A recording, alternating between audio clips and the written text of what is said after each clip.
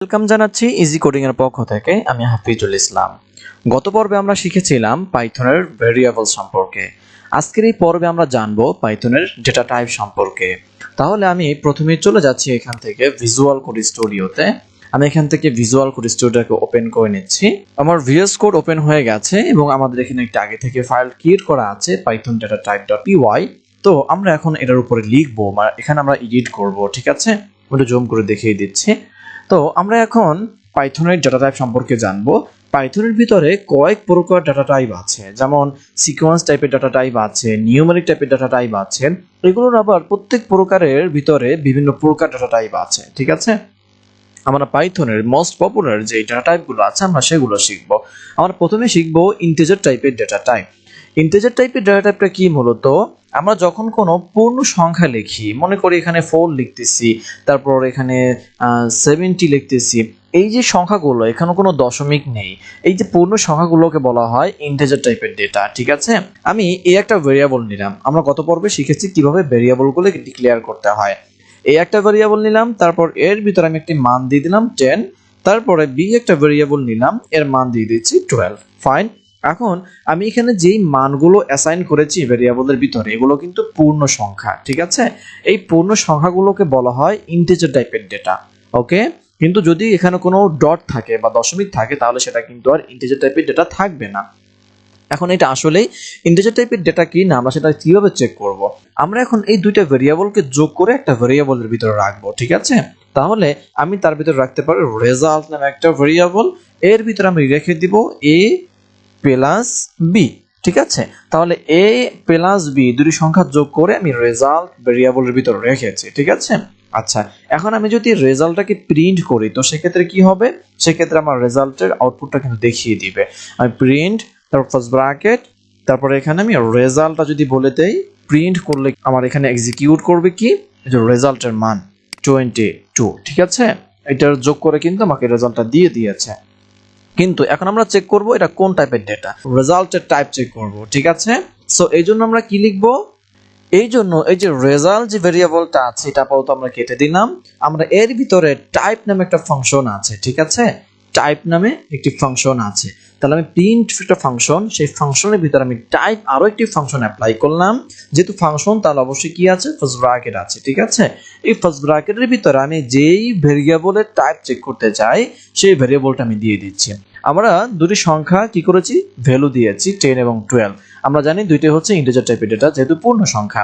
আমরা দুইটাকে কি করেছি, যোগ করে রেজাল্ট ভেরিয়েবলের ভিতরে রেখে দিয়েছি এবং রেজাল্টের ভিতরে কি আছে, এই দুইটার যোগফল আছে। রাইট, এবং আমরা এটাকে প্রিন্ট করেছি। তাহলে প্রিন্ট একটা ফাংশন এবং টাইপটাও কি একটি ফাংশন। সেই টাইপটাকে আমরা কোথায় ব্যবহার করেছি, প্রিন্ট ফাংশনের ভিতরে, মানে ফার্স্ট ব্র্যাকেটের ভিতরে।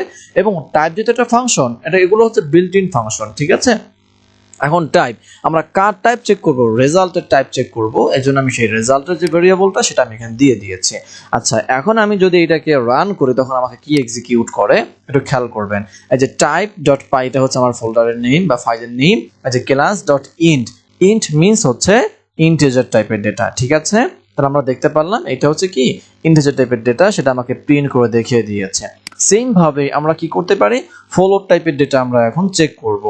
ওকে ফাইন, তাহলে ফ্লোট টাইপের ডেটা চেক করার জন্য আমরা কি করব, এই যে আমরা এখানে একটা ভেরিয়েবল রাখবো জাস্ট, তারপর আমি এখানে কি করব, মনে করেন 10.6 দিয়ে দিলাম আমি।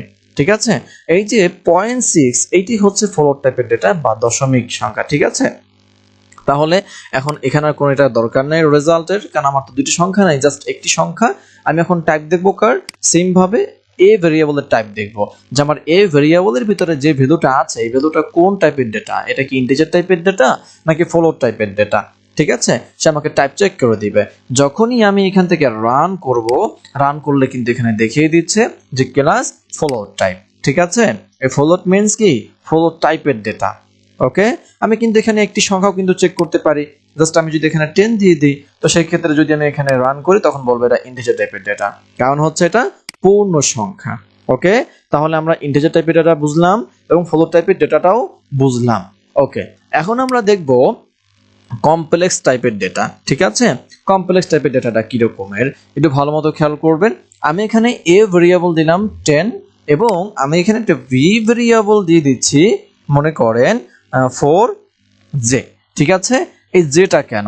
আমরা এসএসসি এবং আমরা ইন্টারমিডিয়েটে কিন্তু আমরা এগুলো সম্পর্কে পড়েছি, কমপ্লেক্স নাম্বার। ঠিক আছে, আমরা অন্যান্য প্রোগ্রামিং দেখেছি আই থাকে, কিন্তু পাইথনে হচ্ছে জে। ঠিক আছে, এখানে অন্য কোনো ওয়ার্ড দিলে কিন্তু সেটা এরর দেখাবে। ঠিক আছে, তাহলে এখন আমি যদি এটা কি করব, আমি এখন এটাকে রেজাল্টের ভিতরে রাখবো। ঠিক আছে, রেজাল্ট নামে একটা ভেরিয়েবল লিখলাম, তার ভিতরে আমি এ তারপর প্লাস বি, আমি দুইটাকে যোগ করে রাখলাম কার ভিতর? রেজাল্টের ভিতরে।